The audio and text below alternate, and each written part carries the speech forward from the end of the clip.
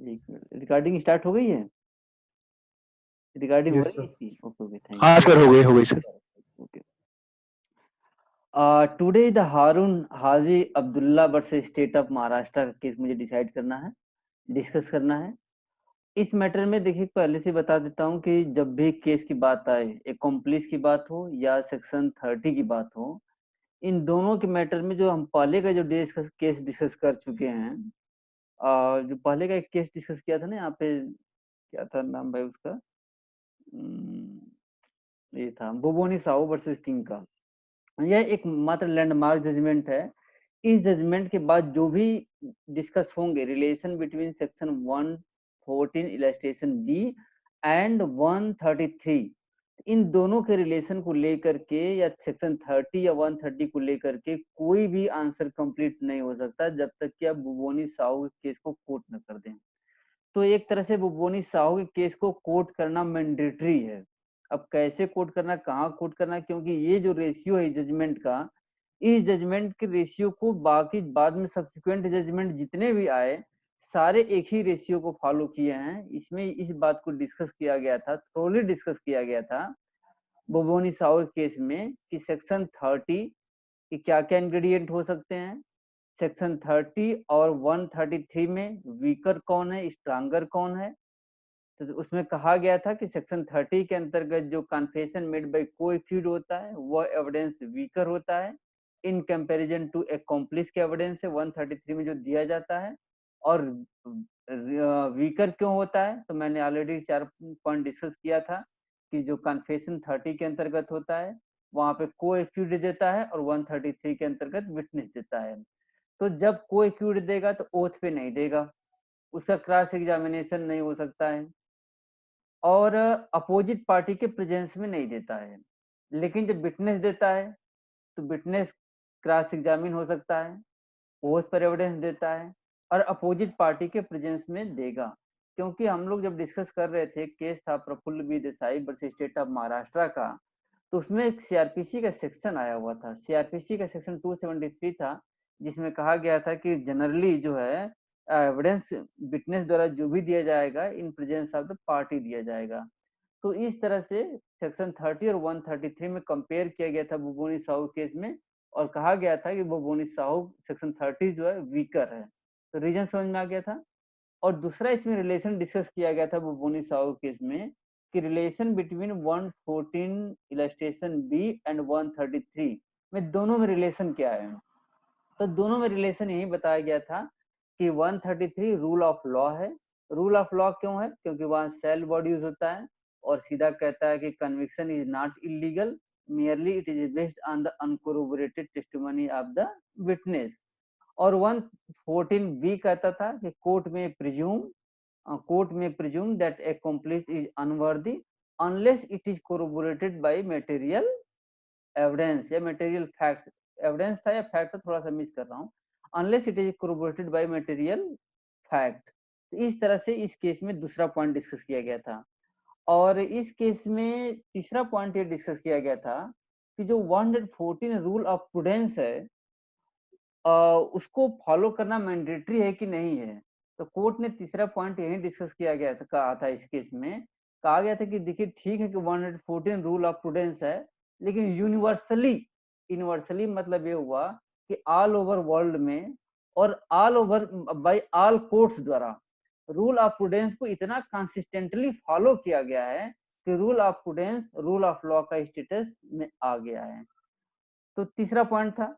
चौथा पॉइंट इसमें डिस्कस किया गया था कि हम एक्कम्प्लिस के एविडेंस को क्यों कोरोबोरेशन की जरूरत है।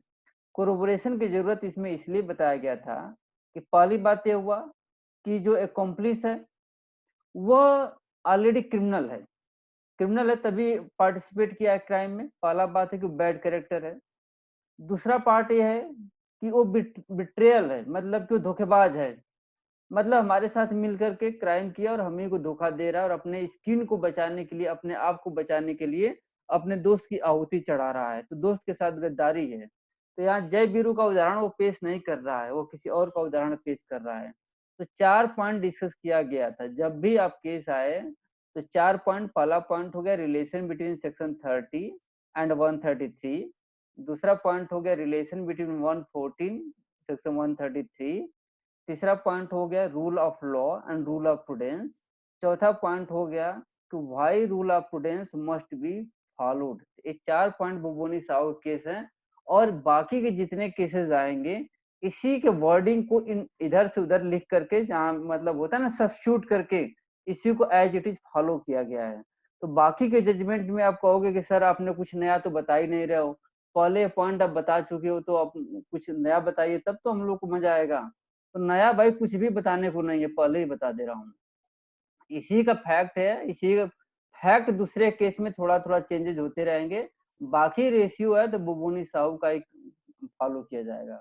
बाकी इतना ही आएगा कि प्रीवी काउंसिल का जजमेंट है, और आगे बताऊंगा तो सुप्रीम कोर्ट का जजमेंट है। बस माइनर चेंज के साथ केसेस चलेंगे। और देखिए इसीलिए मैंने यहाँ पे 2 पार्ट में डिवाइड भी कर दिया था। सेक्शन 30 और 133 का लीडिंग जजमेंट है। और मैं जब एक एग्जाम्पल के तौर पर मैं बता दूं कि जब मैं यूपीएससी का इंटरव्यू दे रहा था, यूपीएससी में मैं टीचर के लिए इंटरव्यू दे रहा था। मैं अपने बच्चों के लिए हमेशा कहता हूँ कि देखो अवेयरनेस होना चाहिए। अगर अवेयरनेस है तो तुम्हें आज के डेट में नौकरी मिलना बहुत ही आसान काम है। बस थोड़ा सा इंग्लिश होना चाहिए, इंग्लिश पर डिमांड कर देता है। ये नहीं कि बहुत अच्छी इंग्लिश, हमारी तो खुद इंग्लिश खराब है। तो उसमें क्या होता था कि यूपीएससी हर सैटरडे के शाम को 8 या 9 बजे रात को खोल करके वेबसाइट चेक कर लिया करो। उसमें 2 तरह की वैकेंसी रहती है, 3 तरह की मान लो। पहली तो जो आईएएस का एग्जाम लेता है, आईएएस आईपीएस का, उसका तो भाई रिटन इंटरव्यू और मतलब 3 स्टेज है, प्री रिटन इंटरव्यू। दूसरा इसका स्टेज ये होता है कि सिंपल सा वॉक इन इंटरव्यू होता है। वॉक इन इंटरव्यू का मतलब वही होता है कि जब आपको मतलब कि अब अप्लाई करेंगे और आपको शॉर्ट लिस्ट किया जाएगा और सीधा इंटरव्यू के लिए बुला लिया जाएगा। अगर आपकी इंटरव्यू अच्छा है तो आपको सिलेक्शन पा जाएंगे। तो मेरा जो सिलेक्शन पुडुचेरी में हुआ था वह वॉक इन इंटरव्यू ही था, क्योंकि मेरा राइटिंग स्किल बहुत ही खराब है, लेकिन मैं भगवान के दुआ से मेरा लैंग्वेज पर कमांड तो नहीं है, लेकिन नॉलेज बहुत अच्छा है। ठीक है, तारीफ मार दी अलग बात है। तो मतलब दूसरा स्टेज वॉक इन इंटरव्यू है। तीसरा स्टेज एग्जाम का होता है जहाँ नौकरी बहुत आसानी से यूपीएससी से मिलती है। वहां पर होता है कि ऑब्जेक्टिव क्वेश्चन होता है और इसके बाद इंटरव्यू करा लेता है। तो ऑब्जेक्टिव में जैसे मान लीजिए इंटरव्यू 20 नंबर का है, 10 नंबर मिनिमम देगा ही। अगर 4 ऑब्जेक्टिव अधिक खींच दो, 4 मतलब एक ऑब्जेक्टिव 2 नंबर का हुआ, तो 4 ऑब्जेक्टिव का मतलब 8 नंबर का हो गया। मतलब ये हुआ कि इंटरव्यू में अपीयर होने मात्र से तुम सिलेक्शन पा जाओगे। तो इस तरह से यूपीएससी के थ्रू हमेशा ध्यान में रखते रहना तुम लोग। तो ये वाला केस हमसे पूछा था वहां पे, बुबोनी साहू वर्सेस किंग का केस पूछा था। डायरेक्टली नाम लेकर के नहीं पूछा था, उसने कहा था कि सेक्शन 30 का एविडेंशियरी वैल्यू क्या होगा और एकम्प्लिस में कंपेयर करिए। तो उस समय मैं बुबोनी साहू केस को नहीं पढ़ा था, कुछ मुझे अच्छी तरह से जानकारी नहीं थी, क्योंकि मैं ड्यू से पढ़ा नहीं था केस में, मुझे उतना आइडिया था नहीं। और मैं बीएचयू में पढ़ा था, तो बीएचयू में मैं इस केस पे फोकस नहीं कर पाया था। तो मेरा आंसर बहुत ही सेटिस्फैक्टरी नहीं था। जो भी था चलो, नौकरी मिल गई थी। इस तरह के मैटर को तुम लोग बता देना, इसको बुबोनी साहू केस को हमेशा याद रखना। इसलिए कहानी बताता हूँ कि हमारा स्टूडेंट जो हम गलती फेस किए हैं वो तुम लोग फेस ना करो। बाकी ऐसा नहीं कि अपनी तारीफ ठोकते रहता हूँ। पॉइंट आ जाओ, Haroon Haji Abdullah versus state of Maharashtra. ये बहुत ही लैंडमार्क जजमेंट है। देखो जितने केसेस एकम्प्लिस के आएंगे, मैक्सिमम केसेस सेक्शन 30 और 140 133 पर बेस्ड होंगे। रीजन क्या है? रीजन ये होता है कि एकम्प्लिस कौन होता है? एकम्प्लिस को एक्यूड ही होता है, को एक्यूड होता है, बाद में वो एकम्प्लिस बन जाता है। तो कई बार होते हैं कि एक 133 वहां पे अप्लीकेबल होते हैं जहां की 2 या 2 से अधिक व्यक्ति क्राइम किए हों। अदरवाइज मान लीजिए एक ही आदमी क्राइम करे और एक ही आदमी एकम्प्लिस बन जाए, तो कन्विक्शन किसका होगा? इसीलिए ये इम्प्लाइडली माना जाता है कि वह एकम्प्लिस का मैटर वहीं अप्लाई होता है जहां 2 या 2 से अधिक क्राइम किए गए हों। तो जनरली ये जब भी एकम्प्लिस की बात आती है उसके साथ साथ सेक्शन 30 भी कवर कर लेता है, क्योंकि सेक्शन 30 के अंतर्गत को एक्यूड के बहुत सारे मैटर होते हैं। तो मान लीजिए को एक्यूड 17-18 को एक्यूड है, जैसे इस केस में 18 एक्यूड है सब। हारून हाजी केस में टोटल कितने एक्यूड हैं? 18 एक्यूड को ट्रायल किया गया था। एक जो था एक कॉम्प्लिस बन गया था। तो उसमें से देखोगे तो कि कुछ एक्यूड कन्फेशन भी कर लेते हैं। तो जब कन्फेशन करते हैं तो 30 में कवर कर लेता है। कन्फेशन मेड बाय को एक्यूड, तो जनरली जब भी केसेस आते हैं या एग्जाम इंटरव्यू में जब भी आएंगे केस, तो तुम्हें सेक्शन 30 और 130 का एक बार कॉम्बिनेशन पूछा जाएगा। इसका रीजन यही है। एक मैंने चार्ट बनाया था, चार्ट मैंने गलत बनाया था, लेकिन एक स्टूडेंट ने उसका नाम मैं लड़की का भूल रहा हूँ, उसने मुझे सजेस्ट किया, फिर मैंने उसको इम्प्रूव कर दिया। ए वाला चार्ट था, देखो ए वाला चार्ट मैं बनाया था। कोएक्यूट देखो, कोएक्यूट के बाद एक कोएक्यूट जीनस है, एक्कॉम्प्लिस जो है स्पीशीज है, और अप्रूवर है सब स्पीशीज है। सीआरपीसी के पर्पज से है। जब एविडेंस के पर्पज से जाओगे तो कोएक्यूट एक वाइडर टर्म होता है, क्योंकि सारे कोएक्यूट एक्कॉम्प्लिस नहीं हो सकते हैं, लेकिन सारे एक्कॉम्प्लिस या अप्रूवर कोएक्यूट होते ही होते हैं। अगर कोएक्यूट नहीं रहेंगे तो फिर अप्रूवर कैसे बन सकते हैं? अप्रूवर नहीं बन सकते, तब वो विटनेस के फॉर्म में आएंगे, तब अकॉम्प्लिस या अप्रूवर के फॉर्म में नहीं आएंगे। तो इस तरह का पॉइंट हमेशा ध्यान में रखना होगा, माइंड बनाकर चलना। इंटरव्यू में जा रही हूँ तो दोनों का रिलेशन पूछ देगा। बस इसको थोड़ा सा टाइम लगेगा। अब इसका केस मैं बता देता हूँ, Haroon Haji Abdullah versus state of Maharashtra का। देखो एक्चुअली क्या था कि एक हम आपको केस भी पढ़ा रहे थे, एम एस जॉर्ज का भी केस पढ़ा रहे थे आपको, M S George versus state of Maharashtra का आईपीसी में आपको केस पढ़ाया था। तो एम एस जॉर्ज का केस तो स्मगलिंग ऑफ गोल्ड का था। स्मगलिंग ऑफ गोल्ड कैसे हो रहा था? तो मनीला से मतलब फ्लाइट से आ रहा था, जा रहा था, उसका एक अलग इशू था। और यहाँ पर जो इशू है, यहाँ पे इशू है कि स्मगलिंग ऑफ गोल्ड तो हो रहा है, लेकिन गोल्ड की स्मगलिंग कहाँ से हो रही है? अब देखो, पर्शियन गल्फ से हो रही है। पर्शियन गल्फ क्या होता है? मतलब पर्शियन खाड़ी होती है, पर्शियन खाड़ी में कौन कौन से देश आते हैं?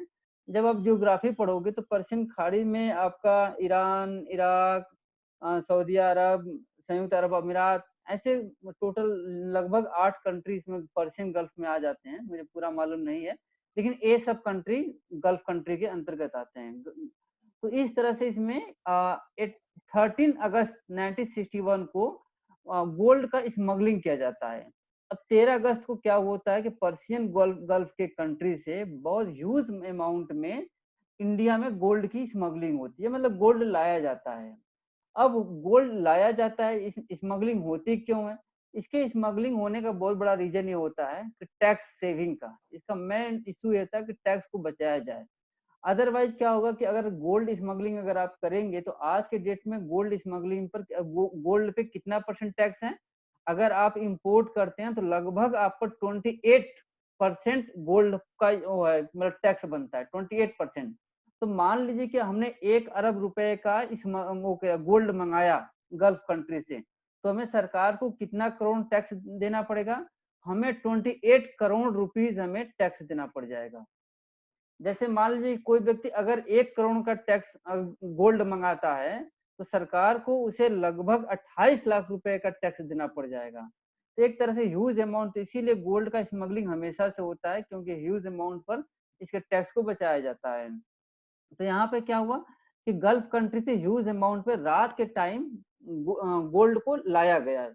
अब गोल्ड को लाया गया, कब लाया गया? 13 अगस्त 1961 को लाया गया। अब आप पूछेंगे कि सर 13 अगस्त को क्यों लाया गया? ये अगस्त सितंबर के महीने फरवरी में ला दिया होता, वैलेंटाइन डे के मौसम में डिस्ट्रीब्यूट हो गया होता। 13 अगस्त को इसलिए लाया गया कि जनरली जब हमारे यहाँ पे 26 जनवरी और 15 अगस्त की जब तैयारियां होती हैं, तो हम लोग बहुत जोर शोर से अपने देश के बारे में सोचते हैं, और वहाँ पे बहुत ह्यूज अमाउंट में हम अपनी आर्मी, सेना, पुलिस को लगा देते हैं। इन लोगों का हमेशा ध्यान रहता है कि यहाँ पर सेना, आर्मी या पुलिस का डाइवर्जन है, इसलिए इस टाइम को ये सब ज्यादा चूज करते हैं, चाहे ब्लास्ट का हो चाहे इस तरह का हो। 13 अगस्त 1961 ईस्वी को पर्शियन गल्फ से ह्यूज अमाउंट में गोल्ड को लाया गया। गोल्ड को ला करके बॉम्बे का जो बीच एरिया है, बॉम्बे का जो पोर्ट है, वहां पे ला करके उसे उतार करके शहरों में भेजा जा रहा था। अब कस्टम डिपार्टमेंट को अपना इंफॉर्मेशन मिल गया। कस्टम डिपार्टमेंट ने रात के टाइम ही अटैक कर दिया, अटैक ने रेड कर दिया, अटैक वर्ड गलत है, रेड डाल दिया, और कई लोगों को 13 अगस्त 1961 की रात को ही अरेस्ट कर लिया गया। 14 अगस्त को कुछ लोगों पे सस्पिशन था, ये वाला टेबल ले लेते हैं, ज्यादा आसान रहेगा। 13 अगस्त 1961 ईस्वी को क्या होता है? Smuggling of gold from Persian country से, और उसी रात को कई व्यक्तियों का अरेस्ट हो गया। 14 अगस्त को कुछ सस्पेक्टेड को नोटिस दिया गया। जब सस्पेक्टेड को नोटिस दिया, किसने दिया? तो कस्टम अथॉरिटी ने दिया, नोटिस इशू कर दिया। तो 15 अगस्त के दिन कुछ सस्पेक्टेड आए और उन्होंने अपनी रिकॉर्डिंग करवाई। तो जो सस्पेक्टेड आए, जब अपनी रिकॉर्डिंग करवाई, उनमें 2 नाम सबसे इम्पोर्टेंट हैं। एक का नाम है काशी, दूसरा का नाम है बंगाली। काशी और बंगाली का नाम बहुत ही फेमस है, बाहुबली के में देखते हो, जब वो लड़की भागती है उसके पीछे सब दौड़ा लेता है, तो चिल्लाती है ना काशी, तो काशी जैसे ऊपर से पेड़ के ऊपर से दे देता है तलवार, खटाक से पेट में घोप देती है। तो लड़कियों से सावधान रहा करो, कब तलवार घोप दे पता ही नहीं चलेगा। तो यही है, तो कस्टम ऑफिसर तो काशी और बंगाली 2 का नाम बहुत ही फेमस रहता है। तो regarding of statement of and confession, तो काशी और बंगाली दोनों जाकर के अपना स्टेटमेंट को रिकॉर्ड करवाए, कन्फेशन दिए। अब हुआ क्या, इन दोनों में अंतर देखो, काशी और बंगाली में अंतर क्या हुआ? काशी एक्कम्प्लिस बन गया, काशी एक्कम्प्लिस बन गया, कहा कि ठीक है मैं बाकी के खिलाफ एविडेंस दूंगा। लेकिन जो बंगाली था, बंगाली बाद में मुकर गया, कहा कि नहीं, मैंने जो कन्फेशन अपना रिकॉर्ड करवाया था, पुलिस ने हमें बहुत ही टॉर्चर किया था, मारपीट किया था, इसलिए हमने अपना कन्फेशन रिकॉर्ड करा दिया था, और वो कन्फेशन मेरा वॉलंटरली नहीं था। तो इस तरह से बंगाली जो था अपने कन्फेशन से रिट्रैक्ट कर गया। तो यहाँ पे रिट्रैक्टेड कन्फेशन वर्ड यूज होगा। रिट्रैक्टेड कन्फेशन का वैल्यू क्या है, आगे केसेस में, रविंदर के केस में डिस्कस भी किया गया है, और उसमें डिस्कस भी कर दूंगा रिट्रैक्टेड कन्फेशन का वैल्यू क्या है। इस तरह से हम देखते हैं कि जो काशी होता है वो एक बार स्टेटमेंट देता है, कंटिन्यू टिका रहता है और एकम्प्लिस बनता है। लेकिन बंगाली है, कन्फेशन अपना रिकॉर्ड करवाता है बाकी के खिलाफ, अपने खिलाफ भी, लेकिन बाद में मुकर जाता है कि नहीं, कस्टम अथॉरिटी ने मुझे मारा पीटा इसलिए मैंने वो कर दिया। इसमें मेन एक्यूज हारून है, मेन एक्यूज हारून है, हारून अपीलांट है, जो एकमात्र ये है जो अपना सुप्रीम कोर्ट के पास पहुंचा है। अब ये तो आपका डेट वाइज हो गया कि 13 अगस्त को क्या हुआ, 14 अगस्त को क्या हुआ, 15 अगस्त को क्या हुआ। लेकिन अब कुछ अदर पॉइंट्स हम डिफरेंस करेंगे। काशी, इसमें काशी कौन है? काशी इसमें एकम्प्लिस बनता है। काशी कौन है? काशी इसमें एकम्प्लिस बन गया। बंगाली है, शुरू में तो एकम्प्लिस बनने के लिए तैयार होता है कि नहीं स्टेटमेंट दूंगा, कन्फेशन कराता भी है, लेकिन बाद में मुकर जाता है। जब बाद में मुकर गया तो उसका को एक्यूट के रूप में उसका ट्रायल चला, उसके मुकर जाने के बाद वो को एक्यूट के रूप में उसका ट्रायल स्टार्ट हुआ। हारून क्या है? हारून एकमात्र ऐसा एक्यूट है जो कि सुप्रीम कोर्ट तक पहुंचा। बाकी एक्यूट थे लोअर कोर्ट में, कुछ का एक्यूटल हुआ, कुछ का कन्विक्शन हुआ, कुछ ने अपील नहीं गया। तो मतलब कि इसमें 18 एक्यूट थे। देखो यहाँ पे सबसे इंपॉर्टेंट बात यह है कि टोटल कितने थे? टोटल 18 एक्यूट थे। 18 एक्यूट में क्या क्या इनकी खासियत थी? इनकी खासियत ये थी, इनको किस मैटर में चार्ज किया गया था? चार्ज किया गया था 120 बी आईपीसी का। 120 बी आईपीसी लगाते ही एक कंस्पिरेसी का है, 2 और मोर पर्सन ये कवर कर लेता है। और कस्टम एक्ट का सेक्शन था 167, आप देख रहे हैं कि 167 कस्टम एक्ट का सेक्शन है। और फेरा, फॉरेन एक्सचेंज रेगुलेशन एक्ट, फेरा कस्टम एक्ट जैसे प्रोविजन जो है, आपको एमएस जॉर्ज के केस में भी आप पढ़े होंगे, तो उसमें भी फेरा कस्टम एक्ट ये सब प्रोविजन आए हुए थे। तो इस तरह से 18 टोटल 18 एक्यूट के ऊपर केसेस चले। बाकी ट्रायल कोर्ट में मैटर गया, ट्रायल हाई कोर्ट से होते होते मैटर सुप्रीम कोर्ट गया। तो सुप्रीम कोर्ट जाते जाते 17 एक्यूट तो खाली हो गए, या तो मर गए, या तो एक्यूटल हो गए, या तो अपील गए ही नहीं, सबका ऐसे ऐसे कहानी खत्म होता चला गया। लेकिन एकमात्र हारून था जो लड़ाई अंतिम तक लड़ा। अलग बात है कि वो भी हार गया केस, लेकिन वो पहुंचा सुप्रीम कोर्ट।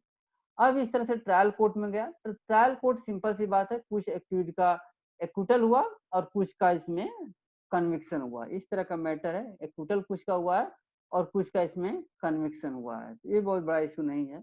अब हाई कोर्ट में कुछ लोग अपील गए, तो हाई कोर्ट में जब अपील गए तो हाई कोर्ट का डिसीजन कंफर्म किया। हाई कोर्ट में कंफर्म करने का रीजन क्या था? उसमें कहा गया था कि जो काशी का स्टेटमेंट है, जो एक्कम्प्लिस का स्टेटमेंट है, वो बाकी एविडेंस से कोरोबोरेट हो रहा है। बाकी कैसे कोरोबोरेट हो रहा है? क्योंकि रिट्रैक्टेड कन्फेशन ऑफ बंगाली, क्योंकि इस केस में भी कहा गया था और पिछले केस में भी आपको कहा गया था कि जो रिट्रैक्टेड कन्फेशन होते हैं 30 के अंतर्गत, जो सेक्शन 30 के अंतर्गत कन्फेशन होते हैं, सेक्शन 30 के अंतर्गत कन्फेशन जो होते हैं सब्सटैंटिव एविडेंस नहीं होते हैं, उनके बेसिस पर किसी का कन्विक्शन नहीं हो सकता। लेकिन उस स्टेटमेंट को रिट्रैक्ट करने के बावजूद भी अगर वो रिलायबल हैं तो उस दूसरे एविडेंस को कोरोबोरेट कर सकते हैं, सपोर्ट कर सकते हैं, कंट्राडिक्ट कर सकते हैं। तो इस तरह से इस केस में कहा गया कि काशीनाथ जो है, काशीनाथ, काशी माने होता है बनारस, नाथ माने स्वामी, काशीनाथ माने बाबा भोलेनाथ। तो काशीनाथ हो गया, तो काशीनाथ के जो स्टेटमेंट को जो बंगाली का स्टेटमेंट है वो कोरोबोरेट किया है। और 133 भी रूल ऑफ लॉ कहता है कि ठीक है काशी का एविडेंस तो सफिशिएंट है, लेकिन 114 रूल ऑफ प्रूडेंस कहता है कि इसको सपोर्ट करना चाहिए।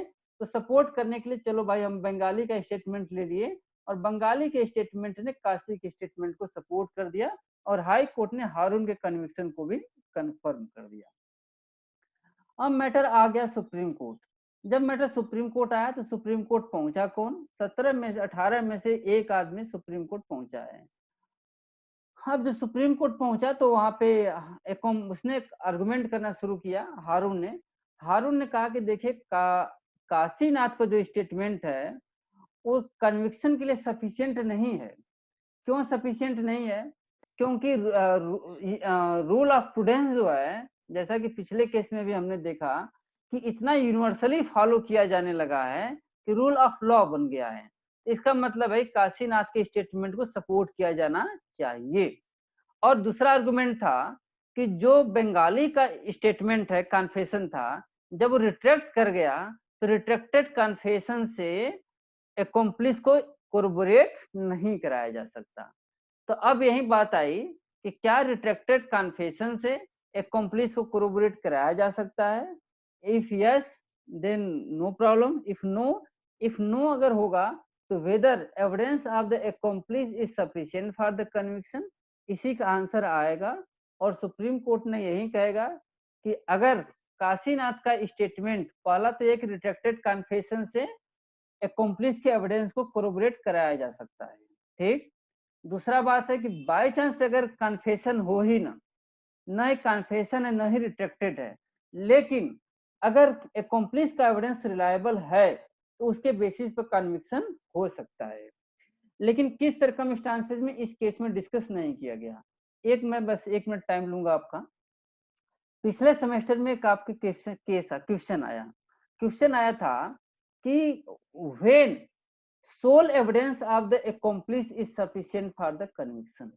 क्वेश्चन आया था कि किन सर्कमस्टांसेस में accomplice के एविडेंस को विदाउट सपोर्ट किए हुए भी, विदाउट किसी कोरोबोरेशन के भी कन्विक्शन हो सकता है।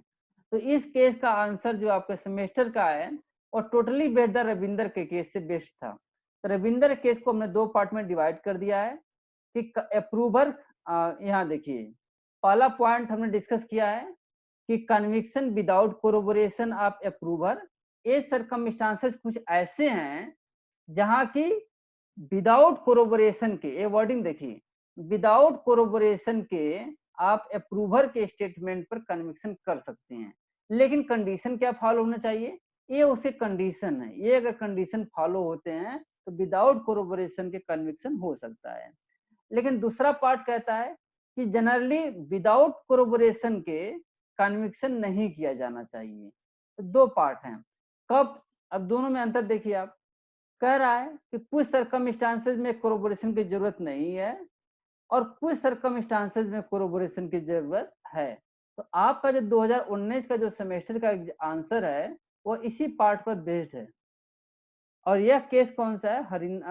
यह है Ravinder Singh versus state of Maharashtra का, तो उसको भी मैं डिस्कस करूंगा।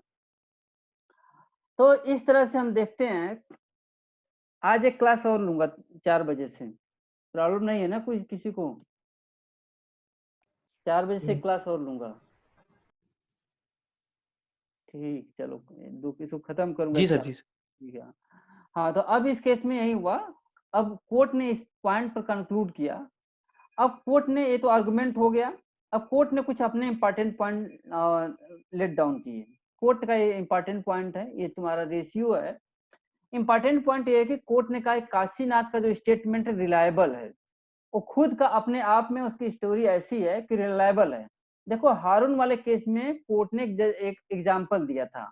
कोर्ट ने कहा था कि जैसे कि इंडिया में टेंडेंसी है इंडिया में कमीनापंथी बहुत ज्यादा है। वहां पे क्या करेगा, जैसे मान लीजिए एक एक्यूड है, मान लीजिए पार्थ है, पार्थ ने 8 लड़कों के साथ मिलकर के क्राइम किया है, टोटल वो 7 के साथ मिलकर किया, टोटल 8।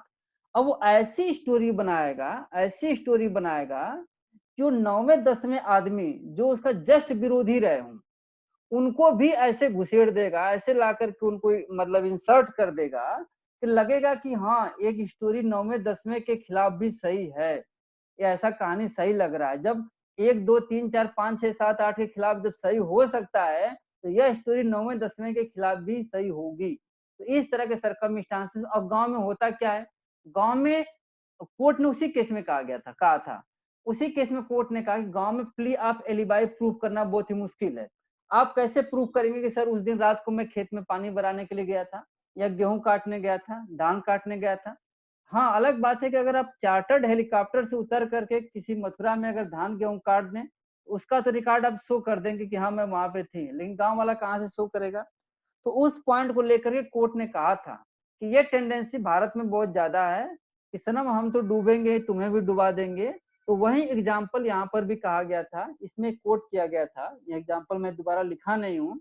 तो कोर्ट ने कहा था कि यहाँ पे काशीनाथ का स्टेटमेंट रिलायबल है, पहली बात। और दूसरी बात कि दोनों में रिलेशन क्या है, तो दोनों में रिलेशन यही है कि कोर्ट यहाँ पे 133 के रिगार्डिंग है कि कोर्ट लीगली ऐसा काम कर सकता है, कन्विक्शन कर सकता है, लेकिन रूल ऑफ प्रूडेंस फॉलो करना चाहिए, और जब तक कि कोरोबोरेशन ना हो जाए तब तक कन्विक्शन नहीं होना चाहिए।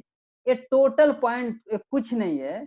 ये जो हम पिछला का भी केस आपको डिस्कस कर रहे थे, नाम मैं बार बार भूल जा रहा हूँ सर उस केस का, भुवोनी साहू का केस, उसी को अपने वर्डिंग में ला करके लिखा हुआ है, और कुछ नहीं है। इसका सेम चीज वही है, इसको बहुत ज्यादा डिस्कस करने की जरूरत नहीं है। और बुबोनी साहू केस में भी कहा गया था कि रूल ऑफ प्रूडेंस को इतना यूनिवर्सली फॉलो किया जाता है कि रूल ऑफ लॉ में कन्वर्ट हो गया है। इस बात को लेकर के इसको एक्सेप्ट किया जाना चाहिए, और एक्सेप्ट किया गया। तो बुबोनी साहू का और जो हारून का रेशियो है 30 और 133 के रिगार्डिंग सेम है, ठीक है। अब रिट्रैक्टेड कन्फेशन बाय को एक्यूज, अब रिट्रैक्टेड कन्फेशन बाय को एक्यूज क्यों है यहाँ पे, क्योंकि अब ये हमारा मैटर आ गया बंगाली के रिगार्डिंग। बंगाली ने क्या किया था, B B that is the Bengali, Bengali ने क्या किया था, कन्फेशन शुरू में बनाया लेकिन बाद में रिट्रैक्ट कर गया, रिट्रैक्ट कर गया, कहा कि हमें टार्चर किया गया था इसलिए मैंने स्टेटमेंट को ऐसा दिया था। तो रिट्रैक्टेड कन्फेशन का वैल्यू क्या होगा, तो कोर्ट ने इस केस में कहा था, कोर्ट का एक लाइन है, देखो कोर्ट का जो लाइन है वो अलग है, मैं अपने वर्ड में जो लिखा हूं अलग है। ये लाइन कोर्ट की है जो मैं अंडरलाइन करूंगा, a retracted confession is a weak link against the maker and more so against the co accused. Court ने इस केस में कहा था कि रिट्रैक्टेड कन्फेशन का एविडेंसरी वैल्यू क्या होगा। रिट्रैक्टेड कन्फेशन का एविडेंसरी वैल्यू ये है कि वो बहुत ही वीक है against the maker, against the maker, क्योंकि 30 का मैं इसेंशियल इंग्रेडिएंट बताता हूं, तो 30 में सबसे पहला इसेंशियल इंग्रेडिएंट यही आता है कि 2 और मोर को एक्यूड होना चाहिए, और दूसरा उसका कंडीशन ये आता है कि जो कन्फेशन किया जाना चाहिए वो इनकल्पेटरी होना चाहिए। मतलब मैं क्राइम किया हूं और मैंने पार्थ के साथ मिलकर क्राइम किया हूं, ऐसा ना स्टोरी बना दे कि नहीं पार्थ, अभिषेक और शहबाज, तलत मिलकर के मर्डर कर रहे थे और मैं खड़ा होकर के सिर्फ मना कर रहा था कि नहीं ये गलत है, गलत है। नहीं, अगर ऐसा स्टेटमेंट होगा तब तो 30 में कवर ही नहीं होगा। 30 में स्टेटमेंट क्या होगा कि हाँ जब पार्थ, तलत और शहबाज मर्डर कर रहे थे तो मैं उसका हाथ पकड़ा हुआ था जिससे तलत उसका गर्दन काट रही थी। तो इस तरह के सर्कमस्टांसेस में आप यहाँ पे उसको ले सकते हैं, तब एक इनकल्पेटरी स्टेटमेंट होगा। कल भी मैंने आपको बता दिया था कि इनकल्पेटरी और एक्सकल्पेटरी स्टेटमेंट में क्या अंतर होता है। इनकल्पेटरी स्टेटमेंट रहेगा तभी 30 को कवर करेगा, एक्सकल्पेटरी रहेगा, एक्स मैंने अपने आप को बाहर रखना, एक्स स्टूडेंट एक्सकल्पेटरी रहेगा तो आप 30 एप्लीकेबल नहीं होगा। तो कोर्ट ने कहा कि कन्फेशन जो सेक्शन 30 है ऑलरेडी वीक है, लेकिन रिट्रैक्टेड कन्फेशन आ गया और वीक हो गया, और जो अगेंस्ट मेकर होगा तो थोड़ा सा वीक है, लेकिन अगेंस्ट को एक्यूज्ड रहेगा तो और वीक हो जाएगा। मतलब कि वीक वीकर वीकेस्ट और जितना बढ़ते जाएगा वीकर होता जाएगा। कन्फेशन वीकर हुआ, रिट्रैक्टेड कन्फेशन और वीकर हो गया। हमें इसका ट्रांसलेशन अंग्रेजी मालूम नहीं है, तुम सब समझ गए होगे कहना क्या चाहता हूँ। और वीकर हो गया, और जब अगेंस्ट को एक्यूज लगाओगे रिट्रैक्टेड कन्फेशन के तो और वीकर ही होता चला जाएगा इस तरह से। लेकिन इसमें कहा गया था कि इस तरह से सब्सटैंटिव पीस ऑफ एविडेंस नहीं है। लेकिन इसका यूज क्या हो सकता है, इसका यूज ये हो सकता है, it can be use again as corroborative piece of evidence. ये कोरोबरेशन का काम कर सकता है। जैसे इस केस में रिट्रैक्टेड कन्फेशन ने कोरोबोरेशन का काम किया। जो काशीनाथ ने जो अप्रूवर था, एकम्प्लिस था, उसके स्टेटमेंट को बंगाली का स्टेटमेंट जो था उसने सपोर्ट किया और इस तरह से 114 को फॉलो कर लिया गया। और इस तरह से डिसीजन ये आया, कोर्ट ने कंक्लूड किया कि काशीनाथ का जो स्टेटमेंट है वो कोरोबोरेट हुआ है। किसके मामले में? हारून के मामले में, क्योंकि कई एक्यूज थे, कुछ एक्यूज के मामले में कोरोबोरेट हुए, कुछ के मामले में नहीं हुए। क्योंकि मैं शुरू में आपको बता दिया था कि टोटल 18 एक्यूज थे, तो कोर्ट ने कहा कि बाकी का मामला तो जो भी हो, लेकिन हारून केस के मामले में, हारून जो एक्यूज है उसके मामले में काशीनाथ का जो स्टेटमेंट था वो कोरोबोरेट हुआ। किसके कैसे कोरोबोरेट हुआ? वो कन्फेशन मेड बाय बंगाली, जो बंगाली जो स्टेटमेंट बनाया था वो कोरोबोरेट, उसके स्टेटमेंट से कोरोबोरेट हो गया। और इस तरह से कोर्ट ने अपील डिसमिस कर दिया और हारून को अपहेल्ड किया। हारून को केस में माना गया कि yes, Haroon has committed offence under the FERA and custom act, और इस तरह से एकम्प्लिस के एविडेंस पे इसको कन्विक्शन कर दिया गया। देखिए एक बात और मैं थोड़ा सा आपको याद करने के लिए बता दूं, आपके सिलेबस में 3 केस हैं। एक का केस है बोबोनी साहू केस, और दूसरा केस है हारून का केस, तीसरा है रविंदर का केस। इन 3 केस को हम 2 पार्ट में डिवाइड करते हैं। पहले पार्ट में हम रखते हैं आपको बोबोनी साहू केस, जिसमें कि एकम्प्लिस के एविडेंस को रिलायबल नहीं माना गया और बोबोनी साहू को एक्विटल कर दिया गया, एक्विट कर दिया गया। लेकिन दूसरे साइड में हम 2 केस रखेंगे। दूसरे साइड में एक 2 केस कौन कौन से हैं? एक आपका हारून हाजी का केस हो गया और एक रविंदर का केस हो गया। रविंदर के केस में दोनों केस में यहाँ पे एकम्प्लिस के एविडेंस पे कन्विक्शन हुआ है। तो चलिए हम अगला केस डिस्कस कर लेते हैं। Ravinder Singh versus state of Haryana. यह केस बहुत ही ब्रूटल है, मतलब कि जितना जिसकी इसकी निंदा की जाए उतना ही कम है, क्योंकि उम्मीद नहीं किया जा सकता कि इस तरह की घटनाएं हो सकती हैं। अब चलिए फैक्ट डिस्कस कर लेता हूं। अगला क्लास 4 बजे से लूंगा। पहला केस इसमें रविंदर सिंह है। रविंदर सिंह इसमें हस्बैंड है, जो कि आपके केस का नाम भी आप देख रहे होंगे, Ravinder Singh versus state of Haryana. Ravinder Singh husband है। अब वो करता क्या है, जॉब क्या करता है? वह जब एयरफोर्स डिपार्टमेंट में काम करता है, जिसकी पोस्टिंग इस समय, जब क्राइम हुआ तो सिरसा में उसकी पोस्टिंग थी। अब रविंदर सिंह की पत्नी थी, रविंदर सिंह की पत्नी का नाम था बिमला। बिमला नाम से भी बेचारी भोली भाली लग रही है, वैसे भी बहुत ही अच्छी थी, सीधी सादी थी।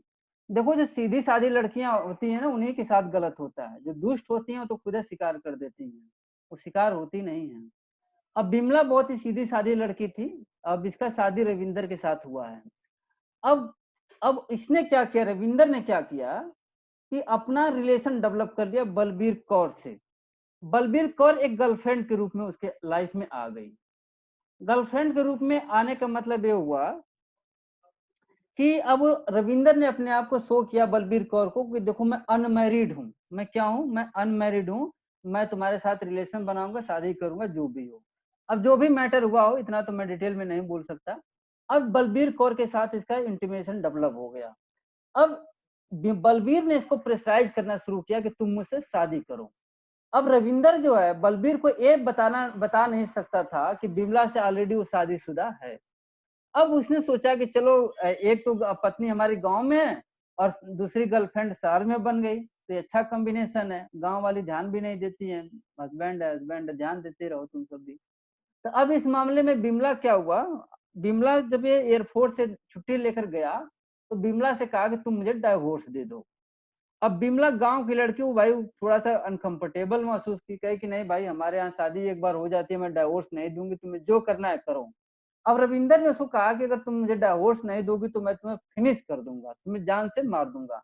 तो बिमला ने इसको हल्के में लिया। हमने उसने सोचा कि हस्बैंड है most reliable person in this world for the wife. अब उसे लगा कि नहीं, हमारा हस्बैंड हमारे साथ ऐसा कैसे कर सकता है, उसको सीरियसली लिया ही नहीं। अब उसने क्या किया, तीन देखो, एक रविंदर हो गए हस्बैंड, बिमला हो गई वाइफ, तीसरा हो गए बलबीर कौर, चौथा पॉइंट है जसबीर। जसबीर इंदर सिंह इस केस में अप्रूवर बना है। अप्रूवर या अकॉम्प्लिस एविडेंस के पर्पज से अंतर नहीं है, अंतर सिर्फ सीआरपीसी के पर्पज से है। तो अप्रूवर बन गया। अब एक क्या है, एक फ्रेंड है। एक किसका फ्रेंड है, यह फ्रेंड रविंदर सिंह का है। और दोनों जॉब करते हैं। जॉब कहाँ करते हैं, दोनों एयरफोर्स डिपार्टमेंट में ही है, दोनों सिरसा ही हैं। दोनों ने लीव लिया, छुट्टी लिया, छुट्टी लेकर के दोनों घर गए। दोनों घर गए। अब यहाँ पर रविंदर ने अपनी वाइफ को डाइवोर्स के लिए प्रेशराइज करता है बिमला को, बिमला मना कर देती है। अब रविंदर प्लान बनाता है कि बिमला का मर्डर कैसे किया जाए। अब इस प्लान में, क्योंकि उसको मालूम था, क्योंकि बलबीर कह चुकी थी कि अब तुम घर से जब दोबारा वापस आओगे तो मैं तुमसे शादी करूंगी, चाहे कुछ भी हो जाए। अगर नहीं शादी करोगे तो रेप का एफआईआर डाल दूंगी, इसके बाद तुम्हारा दिमाग ठंडा हो जाएगा। अब इस वजह से, इस डर से रविंदर प्लान बना लिया था कि बिमला का मर्डर करेंगे। अब उसका साथ किसने दिया, उसका साथ भानु ने भी दिया। शायद जी सेक्शन में भी एक भानु है, बहुत ही खतरनाक है वैसे भी हो तो। भानु है, भानु ने क्या किया था, रविंदर का कजिन था। अब इसने भी इस कहा कि ठीक है चलो मैं क्या करूंगा, मैं एसिड का व्यवस्था करूंगा। एसिड मतलब तेजाब की व्यवस्था। देखो कितना सब खतरनाक है। 1975 ईस्वी में इस तरह की घटना के बारे में सोच रहा है सब। भानु ने कहा कि मैं तेजाब की व्यवस्था करूंगा और मैं तेजाब लेकर के आऊंगा, उसके उसको जला दूंगा, तुम सब चिंता मत करो। अब एक उसका और भाई था सतिंदर कौर। सतिंदर कौर भी तैयार हो गया। अब देखो, रविंदर हस्बैंड, जसबीर अप्रूवर उसका फ्रेंड, भानु उसका कजिन चचेरा भाई, सतेंद्र उसका भाई, सगा भाई। इन चारों ने मिल करके अब बिमला को मारने का प्लान बनाया। अब इस प्लान को सब आगे बढ़ाते हैं। आगे कैसे बढ़ाते हैं, अब इसने कहा बिमला से कि चलो तुम्हें मैं अपने जहाँ जॉब करता हूँ वहां लेकर के चलता हूँ, वहां पे बहुत सारे तुम्हें फ्लाइट दिखाऊंगा, वहां तुम्हें बहुत मजा आएगा, अच्छा रहेगा। और हर एक वाइफ अपने हस्बैंड के साथ रहना चाहती है, नेचुरल है। हस्बैंड के लिए आती है, हस्बैंड के सारे आती है तो रहेगी कहाँ पे। तो उसने कहा कि ठीक है चलो मैं चलूंगी साथ में। अब ये सब पांचों मिल करके, चार तो ये हो गए क्रिमिनल हो गए और एक इनोसेंट बिमला हो गई, पांचों ने मिल करके बेचारे अपना ट्रेन पकड़ लिए। ट्रेन पकड़ लिए, कब पकड़े, दोपहर का टाइम था, 12 बजे का दोपहर का टाइम था। अब इस तरह से वो सब आगे बढ़ते हैं। 6:30 बजे का टाइम आता है शाम को। ये यहाँ से ये सब पहुंच जाते हैं दिल्ली। दिल्ली रेलवे स्टेशन पहुंचते हैं, वहां से उनकी ट्रेन आगे बढ़ती है सिरसा जाने के लिए। अब जब आगे बढ़ती है तो आगे बढ़ते समय रेवाड़ी एक जगह है, रेवाड़ी हरियाणा का एक जगह है। अब वहां पे क्या पहुंचने के बाद जब वो ट्रेन चेंज करते हैं, रेवाड़ी जब के लिए ट्रेन पकड़ते हैं, तो लोकल ट्रेनों की बहुत बड़ी समस्या होती है। कई बार जाड़े उड़े के मौसम में या किसी भी मौसम में वो पूरी की पूरी ट्रेन खाली होती है। आप अकेले बैठे रहिए तो जेंट्स को भी डर लगने लगता है कि कोई